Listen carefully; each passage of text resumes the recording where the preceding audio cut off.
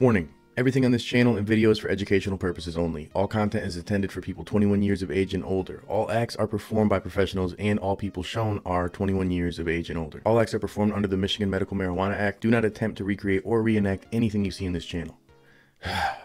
Alright, stick around to the end of this video. We have an awesome giveaway for you guys brought to you by the homies at AC Infinity. Now, as you may or may not know, every year I go to MJ BizCon, and when I do, I normally don't have anybody around to take care of my plants other than my mom if she's available, and I will be at the home grower takeover having no control over my plants. But in this video, I hope to create a quick guide for you and for myself for any future travels to make sure that your plants stay healthy, happy, and thrive, and mainly stay alive when you're on the road. Stay tuned.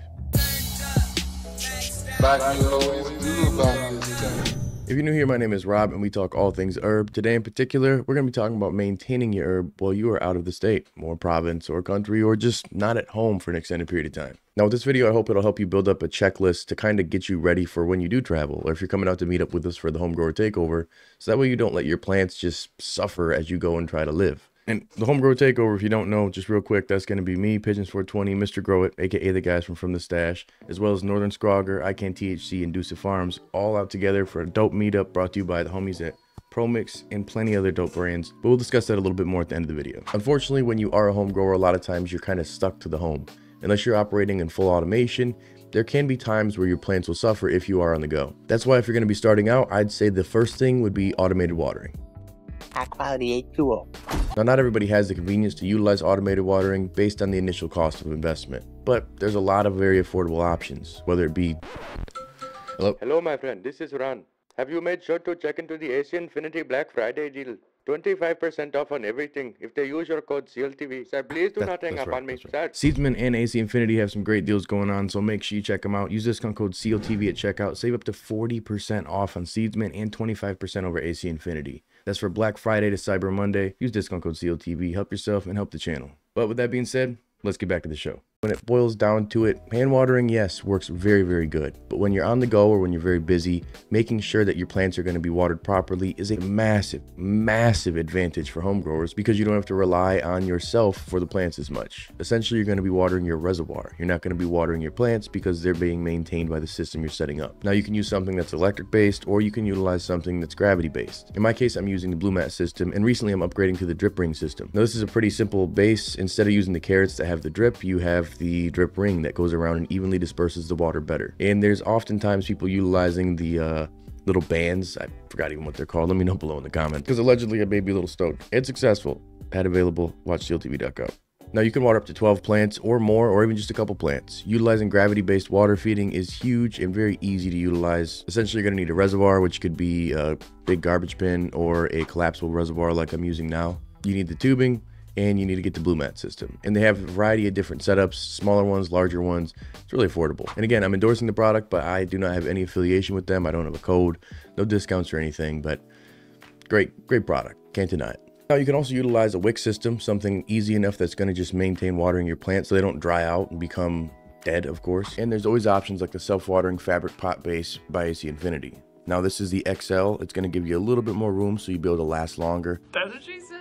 You're able to put 2.25 gallons of water in here, which will probably last your smaller plants that aren't as thirsty for a week, but they at least won't die. Having somebody who could be at the grow regularly to refill the reservoir will be huge, but if you can't, something like this will at least get you by for your travels. And remember, if you want to get this product, you can use discount code CLtv. It'll help save you some money and it'll help the channel as well. But one big tip I'd give you is to check the system out and to make sure that it's working properly before you take off. You don't want to set this up the day that you leave and have it be that you didn't set it up properly.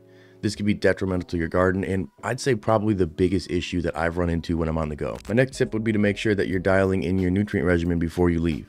Now, if you're in an organic system, you ain't got nothing to worry about. You're going to be good for a week. But if you're in a system of synthetics or organic bottle-fed nutrients, you're going to make sure that you dial in your feeding before you take off. You're going to want to adjust these to make sure you're not overfeeding or underfeeding while you're on the go, because you can't manually change this when you're not actually at the garden. If you're utilizing a reservoir, you want to make sure that your pH is dialed in and right, the ppm's good, and you don't have any situations where there's too much food, because again, you can't dial this back when you're gone. Underfeeding when you're gone, I feel, is less detrimental than overfeeding. If you're only going to be gone for 1 week, you'll be okay. But if you're feeding your plants daily and you're giving them too much food, you do have a chance of really hurting that plant and developing some toxicity that could be irreversible. Then don't forget about your lighting.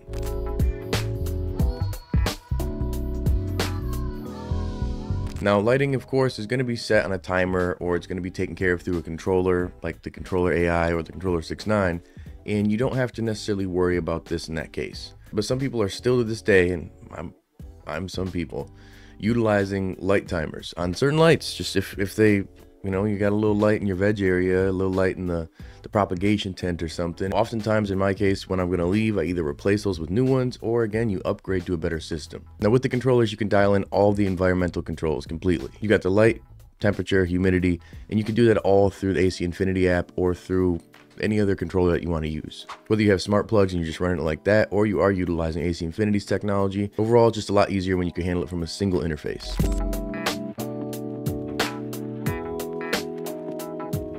The next thing that I would do is to make sure that I have proper plant training and I've cleaned up my plants before I've left. You would be amazed how much growth you can see in 1 week when you're not looking at your plants every single day. Just like when one of your friend's kids comes around after months or a year and you're like, holy crap, you've grown so much. But when it comes down to it, before you leave, you want to make sure that you're removing any foliage that's going to be dying or looks like it's decaying, which hopefully you shouldn't have any, but if you do, it happens. You know, make sure you're removing this and you're not letting it sit all over the plant, because you can potentially run into pests and mold issues depending on the lack of airflow that you have in there, or this dead debris that's going to be all over the plant. Now, if you have the chop and drop method and utilizing organic media, it may be different, but depending on your situation, this can be a bad thing. So clean up that plant a little bit before you leave and make sure that you have everything tight and right, knowing that that growth in a week's time can be pretty large. If you plan on doing some low stress training or working it underneath a net or doing a topping or a FIM, now would probably be the time. Depending on where your plants are, you may not want to wait a whole week. It just really depends on the situation. In my case, I'm in flower right now, and I've also got plants in the propagation tent.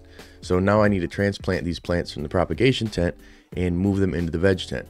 And then I also need to make sure I'm condensing my flowering tents instead of the 4x2 in the 4x4. This is a situation for me that I really feel like I kind of bit off more than I could chew in terms of hunting all these different genetics right now, knowing that I'm going to be traveling for Las Vegas. You know, MJ BizCon, it's every year. I should know this. I should plan this out, but for some damn reason, I'm an idiot, and here we are. So try to take this advice, and maybe you can avoid being dumb like me.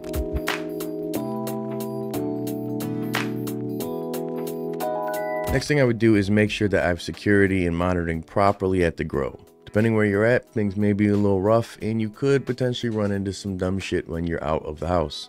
Robbed it, man. Now, in this case, if you don't have the proper measures in place, your plants could potentially be jacked. So you want to make sure that you have some home alarm systems, things are properly locked, and you're covering that odor properly.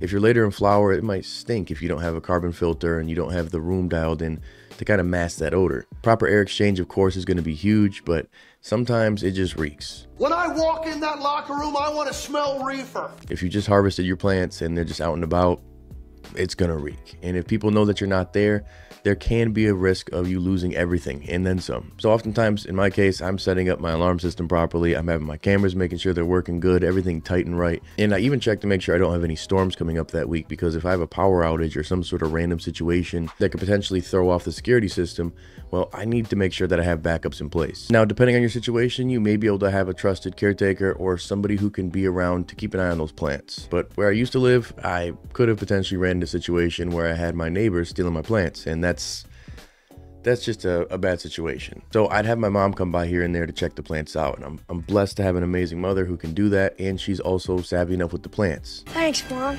She's had times in the past where, you know, I didn't set things up properly, but that's where putting the proper measurements in place can help. Not only can somebody dropping by help avoid some scammers and people potentially breaking in, but it can also be somebody there to help manage your plants and keep an eye on them. If you set everything up, literally all they need to do is pop in, take a look, sweet, looks great, and that's that. Otherwise, you can set them up with your own SOP, which could potentially be this checklist. That's why it's important to have a SOP of some kind, so that way you can leave it for this person, so that way they can help maintain the plants just for a single week while you're gone. Just make sure that you have a final check before you leave on the last day, the day before your departure. Check your reservoirs, check your lights, check all your equipment, make sure you have no potential electrical or fire hazards, and don't overthink things also. It's 1 week. I'd recommend maybe taking some pictures or a video of your plants before you leave to kind of compare them to how they look when you come back. It'll kind of help you see if what you did and what you put in place will help next time. And at this point, I've traveled enough that I've kind of got my process in place, and I'm not so concerned and I'm not so